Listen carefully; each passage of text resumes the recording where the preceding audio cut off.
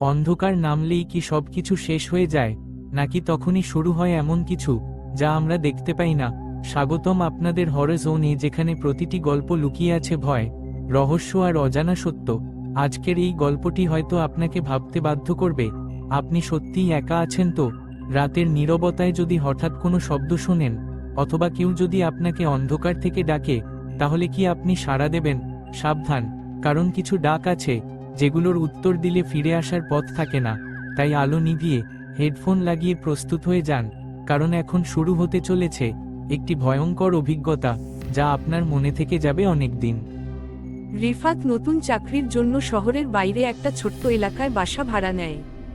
জায়গাটা শান্ত, চারপাশে গাছপালা আর পুরনো বাড়ি। দিনের বেলায় সব স্বাভাবিক মনে হলেও রাত হলেই পুরো এলাকা অদ্ভুত নীরব হয়ে যেত। বাসার মালিক তাকে প্রথম দিন একটা কথা বলেছিল, রাতে যদি কেউ আপনার নাম ধরে ডাকে, দরজা খুলবেন না। রিফাত হেসে উড়িয়ে দিয়েছিল। সে ভাবল, গ্রামের মানুষের কুসংস্কার। প্রথম কয়েকদিন কোনো সমস্যা হয়নি, কিন্তু এক রাতে হঠাৎ তার ঘুম ভেঙে গেল। টক টক টক, দরজায় কেউ নক করছে। ঘড়িতে রাত 2টা। রিফাত বিছানা থেকে উঠে দাঁড়ালো। বাইরে থেকে ধীরে একটা কণ্ঠ ভেসে এল। রিফাত, দরজাটা খোলো। কণ্ঠটা খুব পরিচিত লাগছিল। সে দরজার কাছে গিয়ে জিজ্ঞেস করল, কে? কোনো উত্তর নেই। আবার সেই কণ্ঠ, আমি। দরজা খোলো। এইবার কণ্ঠটা তার মায়ের মতো শোনালো। রিফাতের শরীর ঠান্ডা হয়ে গেল। তার মা তো গ্রামের বাড়িতে। সে দরজার ছোট ছিদ্র দিয়ে বাইরে তাকালো। কেউ নেই, পুরো করিডোর ফাঁকা। হঠাৎ তার কানের একদম পাশে ফিসফিস শব্দ। পিছনে তাকাও না। রিফাত ভয় পেয়ে দ্রুত ঘুরে দাঁড়ালো। ঘরের কোনায় একটা কালো ছায়া দাঁড়িয়ে, মানুষের মতো, কিন্তু মুখ দেখা যাচ্ছে না। সে ধীরে ধীরে এগিয়ে আসছে। রিফাত চিৎকার করে লাইট অন করল। লাইট জ্বলে উঠতেই ছায়াটা অদৃশ্য। পরদিন সকালে সে বাড়িওয়ালাকে সব বলল। বাড়িওয়ালার মুখ ফ্যাকাশে হয়ে গেল। সে ধীরে বলল, অনেক বছর আগে এই বাসায় একজন লোক থাকত। মাঝরাতে কেউ তার নাম ধরে ডাকত। একদিন সে দরজা খুলেছিল। তারপর বাড়িওয়ালা চুপ করে রইল। তারপর থেকে তাকে আর কেউ দেখেনি। সেই রাত থেকেই রিফাতের ভয় বাড়তে লাগলো।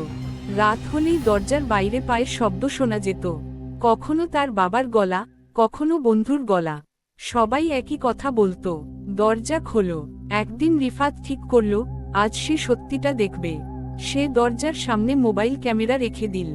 রাত 2টা বাজতেই আবার নক। টক টক টক। তারপর কণ্ঠ, রিফাত, আমি তোমার মা। রিফাত কাঁপতে কাঁপতে ক্যামেরার স্ক্রিনে তাকালো, কিন্তু বাইরে কেউ নেই। হঠাৎ ক্যামেরার স্ক্রিনে দেখা গেল দরজার সামনে একটা লম্বা কালো অবয়ব দাঁড়িয়ে। তার চোখ দুটো জ্বলছে, কিন্তু খালি চোখে কিছুই দেখা যাচ্ছে না। রিফাত পিছিয়ে গেল। ঠিক তখনই দরজাটা নিজে থেকেই ধীরে খুলতে শুরু করল। ঠান্ডা বাতাস ঘরে ঢুকে পড়ল। বাইরে অন্ধকার করিডোর, আর সেই অন্ধকারের মধ্যে কেউ দাঁড়িয়ে। ধীরে ধীরে সে ভেতরে আসতে লাগলো। রিফাত চিৎকার করে দরজা বন্ধ করতে গেল, কিন্তু পারল না। অবয়বটা তার সামনে এসে থামল। তারপর তার নিজের গলায় বলল, এবার তুই ডাকবি। হঠাৎ পুরো ঘর অন্ধকার হয়ে গেল। পরদিন সকালে বাড়িওয়ালা দরজা খোলা দেখতে পেল। ঘরে কেউ নেই, শুধু মোবাইলটা মেঝেতে পড়ে।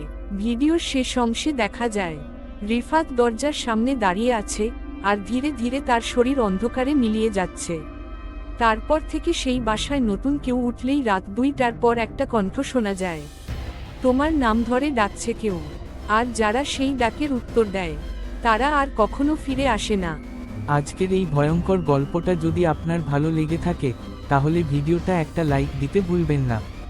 আর আপনি কি কখনো এমন কোনো অদ্ভুত বা ভয়ঙ্কর অভিজ্ঞতার সম্মুখীন হয়েছেন? তাহলে কমেন্ট করে আমাদের জানান। এই চ্যানেলে প্রতিদিন এমনই নতুন নতুন ভয়ঙ্কর গল্প শুনতে চাইলে এখনই সাবস্ক্রাইব করুন, কারণ পরের গল্পটা হয়তো আপনার সাথেও ঘটতে পারে। ততক্ষণ পর্যন্ত সাবধানে থাকুন, আর অন্ধকারে একা কোথাও যাবেন না।